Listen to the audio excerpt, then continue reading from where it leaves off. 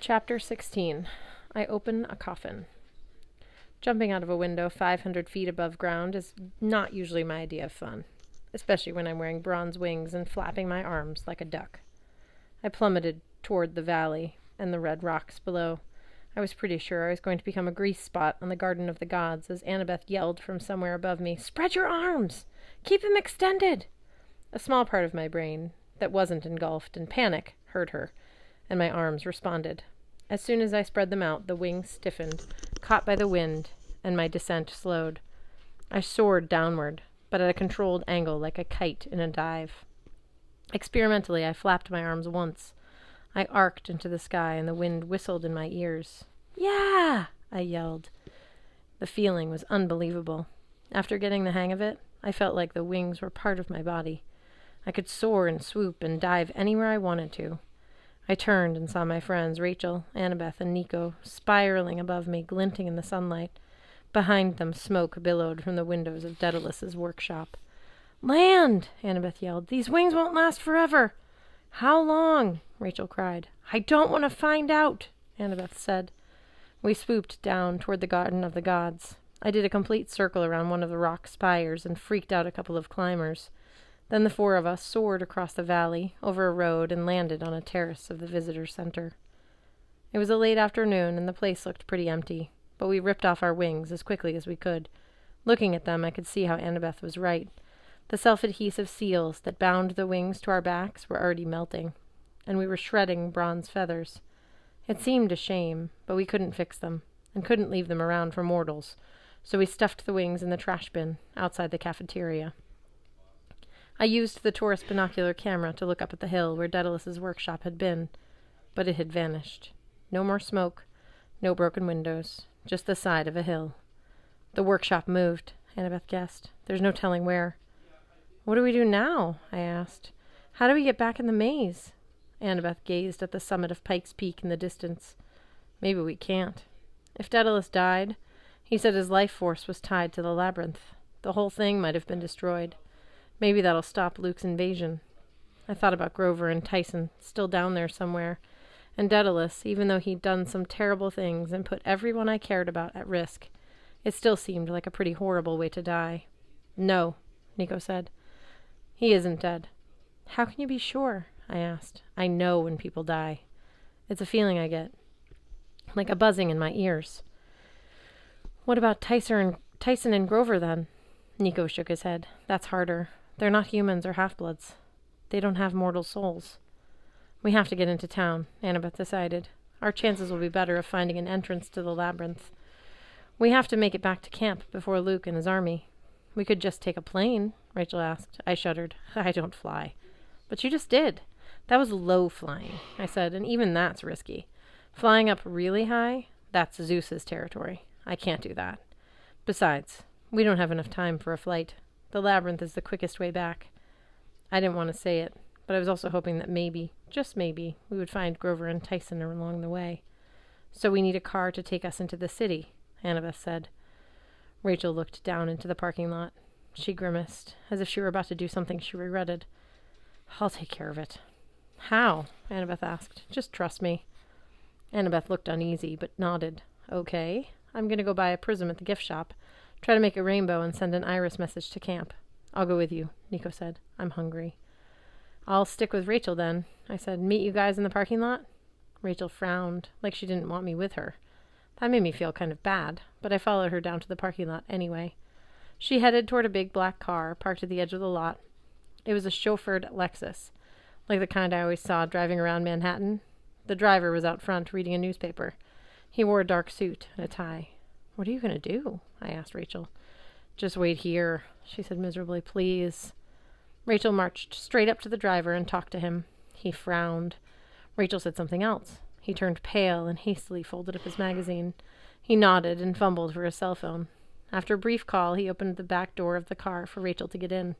She pointed back in my direction, and the driver bobbed his head some more, like, "Yes, ma'am, whatever you want." I couldn't figure out why he was acting so flustered. Rachel came back to me, just as Nico and Annabeth appeared from the gift shop. "I talked to Chiron," Annabeth said. "They're doing their best to prepare for battle, but he still wants us back. They're going to need every hero they can get. Did we find a ride? The driver's ready when we are, Rachel said. The chauffeur was now talking to another guy in khakis and a polo shirt, probably his client who'd rented the car. The client was complaining, but I could hear the driver saying, "I'm sorry, sir. Emergency. I've ordered another car for you." "Come on," Rachel said. She led us to the car and got in without even looking at the flustered guy who'd rented it. A minute later, we were cruising down the road. The seats were leather. There was plenty of legroom. The back seat had flat-panel TVs built in the headrests and a mini fridge stocked with bottled water, sodas, and snacks. We started pigging out. "Where to, Miss Dare?" the driver asked. "I'm not sure yet, Robert," she said. "We just need to drive through town and, look around."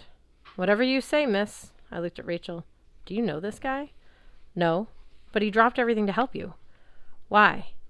"Just keep your eyes peeled," she said. "Help me look." Which didn't exactly answer my question.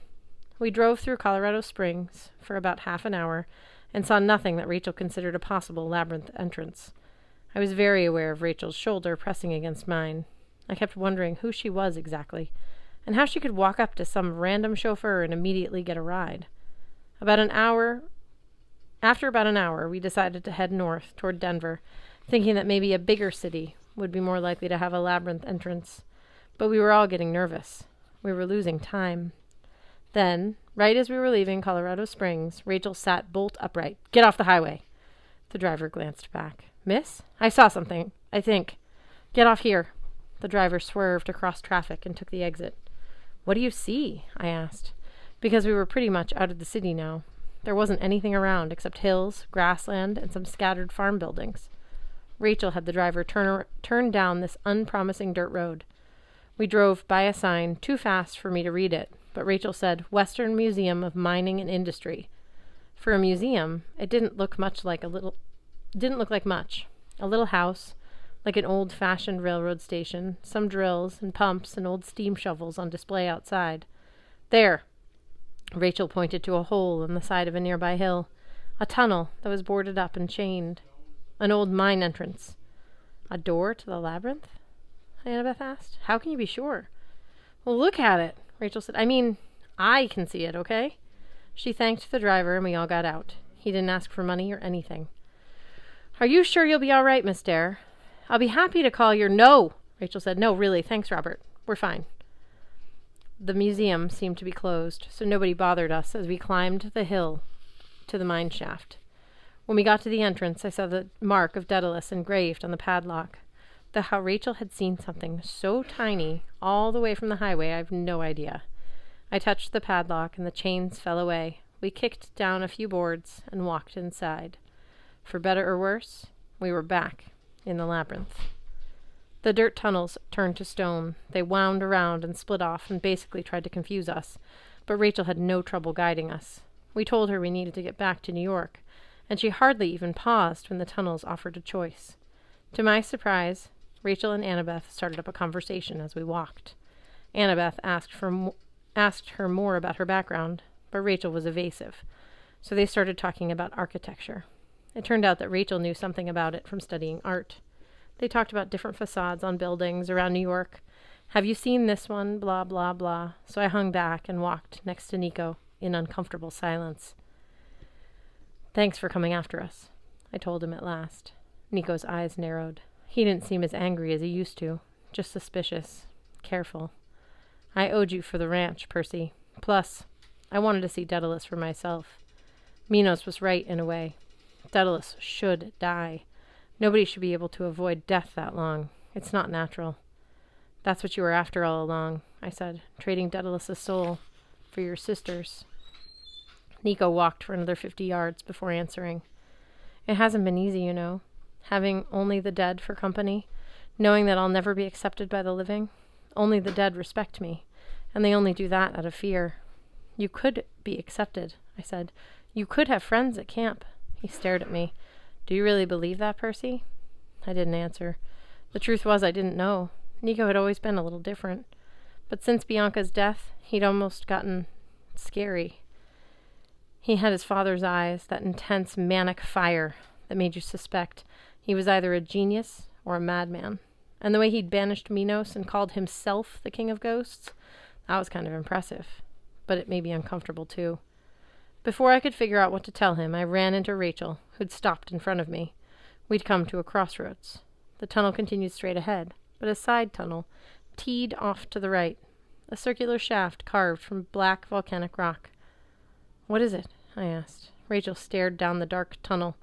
In the dim flashlight beam, her face looked like one of Nico's specters. "Is it that way?" Annabeth asked. "No," Rachel said nervously. "Not at all." "Why are we stopping then?" I asked. "Listen," Nico said. I heard wind coming down the tunnel, as if the exit were close. And then I smelled something vaguely familiar, something that brought back bad memories. "Eucalyptus trees," I said, "like in California. Last winter, when we faced Luke and the Titan Atlas at the top of Mount Tamalpais, the air had smelled just like that." "There's something evil down that tunnel," Rachel said. "Something very powerful. And the smell of death," Nico added, which made me feel a whole lot better. Annabeth and I exchanged glances. "Luke's entrance," she guessed. "The one to Mount Orthus, the Titan's palace." "I have to check it out," I said. "Percy, no." "Luke could be right there," I said. Or Kronos. I have to find out what's going on." Annabeth hesitated. "Then we'll all go." "No," I said. "It's too dangerous. If they get a hold of Nico, or Rachel for that matter, Kronos could use them. You stay here and guard them." What I didn't say, I was also worried about Annabeth. I didn't trust what she would do if she saw Luke again. He had fooled her and manipulated her so many times before. "Percy, don't," Rachel said. "Don't go up there alone." "I'll be quick," I promised. "I won't do anything stupid." Annabeth took her Yankees cap out of her pocket. "At least take this. And be careful." "Thanks." I remembered the last time Annabeth and I had parted ways, when she'd given me a kiss for luck in Mount St. Helens. This time, all I got was a hat. I put it on. Here goes nothing. And I sneaked invisibly down the dark stone tunnel. Even before I got to the exit, I heard voices. The growling, barking sounds of sea demon smiths, the telekines. "At least we savaged the blade," one said. "Salvaged the blade. The master will still reward us." "Yes, yes," a second shrieked. "Rewards beyond measure." Another voice, this one more human, said, yeah, well, that's great. Now, if you're done with me—" "No, half-blood," the telekine said. "You must help us make the presentation. It is a great honor." "Gee, thanks," the half-blood said, and I realized it was Ethan Nakamura, the guy who'd run away after I had saved his life in the arena. I crept toward the end of the tunnel. I had to remind myself I was invisible. They shouldn't be able to see me. A blast of cold air hit me as I emerged. I was standing near the top of Mount Tam. The Pacific Ocean spread out below, gray under a cloudy sky. About 20 feet downhill, two telekines were placing something big on a rock, something long and thin and wrapped in black cloth. Ethan was helping them open it. "Careful, fool," the telekine scolded. "One touch and the blade will sever your soul from your body." Ethan swallowed nervously. "Maybe I'll let you unwrap it then." I glanced up at the mountain's peak, where a black marble fortress loomed, just like I'd seen in my dreams. It reminded me of an oversized mausoleum, with walls 50 feet high. I had no idea how mortals could miss the fact that it was here. But then again, everything below the summit seemed fuzzy to me, as if it were a thick veil between me and the lower half of the mountain. There was magic going on here, really powerful mist. Above me, the sky swirled into a huge funnel cloud. I couldn't see Atlas, but I could hear him groaning in the distance, still laboring under the weight of the sky, just beyond the fortress. "There," the telekine said. Reverently, he lifted the weapon, and my blood turned to ice. It was a scythe. A 6-foot-long blade, curved with like a crescent moon, with a wood handle wrapped in leather. The blade glinted 2 different colors, steel and bronze.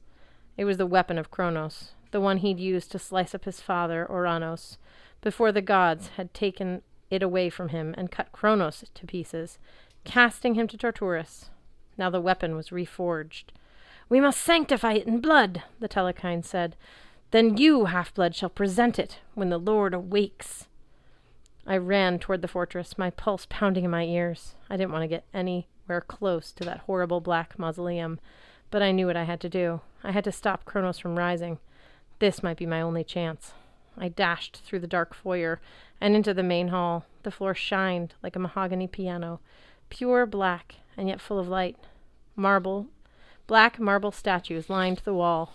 I didn't recognize the faces, but I knew I was looking at the images of the titans who ruled before the gods. At the end of the room, between two bronze braziers, was a dais, and on the dais, the golden sarcophagus. The room was silent except for the crackle of the fires. Luke wasn't here. No guards. Nothing. It was too easy. But I approached the dais. The sarcophagus was just like I remembered, about 10 feet long, much too big for a human. It was carved with elaborate scenes of death and destruction, pictures of the gods being trodden over chariots, temples and famous world landmarks being smashed and burned. The whole coffin gave an aura of extreme cold, like I was walking into a freezer. My breath began to steam. I drew Riptide and took a little comfort from the familiar weight of the sword in my hand. Whenever I approached Kronos before, his evil voice had spoken in my mind. Why was he silent now? He'd been shred into 1,000 pieces, cut with his own scythe. What would I find if I opened that lid? How could they make a new body for him? I had no answers. I just knew that if he was about to rise, I had to strike him down before he got his scythe.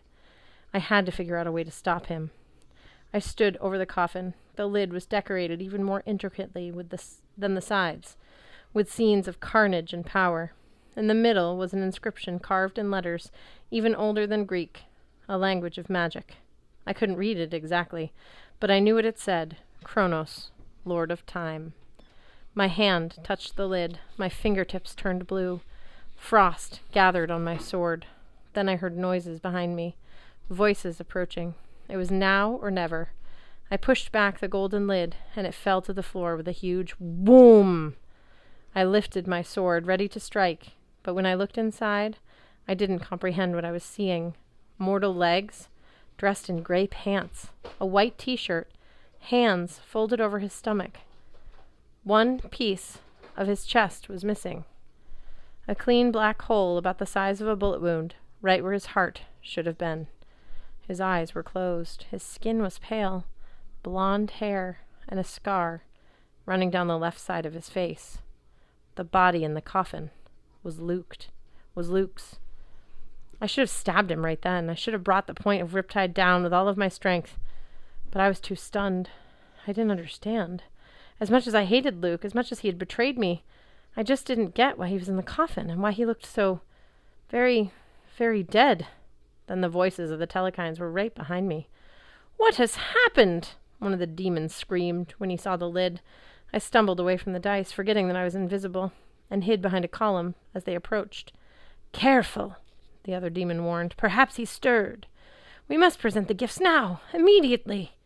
The two Telekines shuffled forward and knelt, holding up a scythe on its wrapping cloth. My lord, one said, your symbol of power is remade. Silence. Nothing happened in the coffin.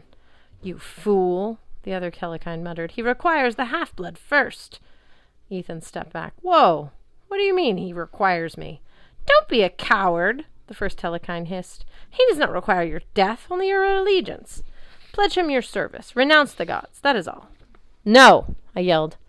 It was a stupid thing to do, but I charged into the room and took off the cap. Ethan, don't. Trespasser!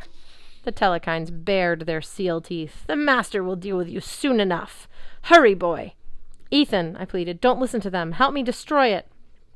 Ethan turned toward me, his eye patch blending in with the shadows on his face. His expression was something like pity. I told you not to spare me, Percy. An eye for an eye. You ever hear that saying? I learned what it means the hard way when I discovered my godly parent. I'm the child of Nemesis, goddess of revenge. And this is what I was made to do. He turned toward the dice. I renounce the gods. What have they ever done for me? I will see them destroyed. I will serve Kronos. The building rumbled. A wisp of blue light rose from the floor at Ethan Nakamura's feet.